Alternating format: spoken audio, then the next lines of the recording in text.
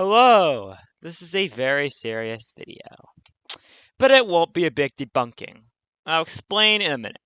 Anywho, introducing James Atlas, a guy who recently blew up with two very controversial and pseudoscience videos. One of them is about how apparently Mansa Musa is a fraud, and the other debunks the Congo Free State and claims the Belgians were actually the good guys. Now, I'll specify on why I'm not doing a debunking. Look at these run times. Even just simply refuting the claims without sourcing evidence would take an eternity. So as a result, I'll focus some more so on him as a person, as well as debunking some mainline slop. Before I start, here are some trigger warnings for what are ahead. Be careful moving forward. Anyways, let's start.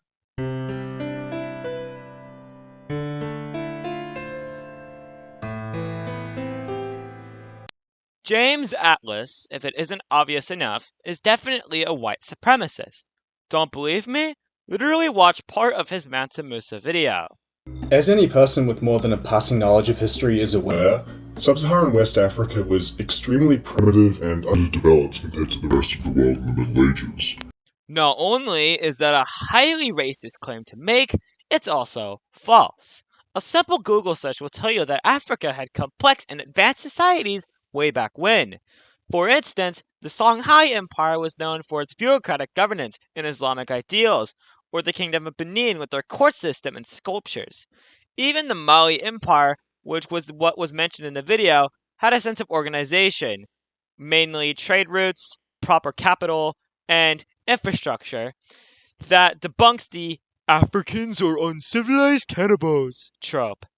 This isn't the only instance of him being highly Eurocentric, as he has demonstrated that in various other instances. I'll play some minor clips. These people lived in huts made out of mud, had no written records or two-story buildings, and their metalworking was inefficient and uncommon, with most tools and implements being Stone Age technology. It's become unfashionable to talk honestly about the state of sub-Saharan African civilization, especially in cultural institutions like schools and media. There is an unspoken agreement to spare the feelings of black people by not mentioning that sub-Saharan Africa was practically Neolithic from the classical era until the development of sophisticated European colonies. and I can say with confidence that the alleged atrocities in the Congo are almost entirely fabricated, which have been adopted and further exaggerated by low IQ and resentful anti-white masses to justify their racial hatred. James Atlas has displayed a high sense of being a yatzee as well. This is mainly through a video that MyAss41 recorded, which he can be displayed making the most wild and unsophisticated claims, as well as posting LARP memes and, most glaringly, Yatzeeism. I won't play the entire video, but I'll play some parts that demonstrate what I mean. James, what the fuck is this? James, what is this? What is this shit, James? What is with the anti-Semitism you've been posting? I don't give a fuck. Or, Jesus Christ, this is so fucked up. Bro, this is anti-Semitism, bro. Look at this post. This is anti-Semitism. Literally anti-Semitic. What the fuck? He also promotes... Yeah, he also loves... By the way, this guy. Oh my god. Look at this. Look at this again. What is this? Seriously, bruh? Tell me. Just tell me. What is this? What the fuck is this? While it may seem super shocking, it's honestly not when one looks into it more analytically. The far right has grown significantly over the past years through social media, and Yatzeeism is obviously aligned with the far right.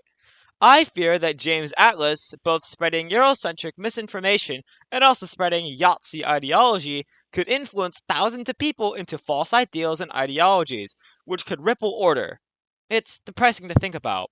And, this is unscripted, but if you look at the comments on both of his videos, so many people agree with what he's saying, and not many actually question what he's saying. Especially the top comments. I don't know about if you sort of knew us first, but Yeah, it doesn't show a good sign.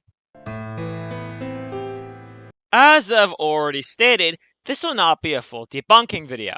However, I'll go out of my way to analyze a few claims that James Atlas has made that can easily be debunked. These people lived in huts made out of mud, had no written records or two-story buildings, and their metalworking was inefficient and uncommon, with most tools and implements being Stone Age technology. This can easily be debunked by a simple look at sources like blackhistorymonth.org or study.com or worldhistory.org. In simple terms, no, the Mali Empire was not just mudheads and cannibalism.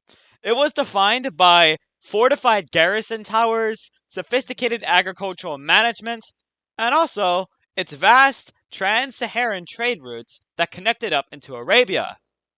On the subject by Professor Bruce Gilly, which covers some of the most obvious distortions in the book, which I'll link in the description. For example, Gilly points out a quote in the book which is presented as, Dude, it literally says, the American conservative. You think that's unbiased? Jeez. Consider this video a public safety announcement of sorts. It's a PSA hoping to spread the word on misinformation relating to white supremacy, Yatzeeism, and the far right.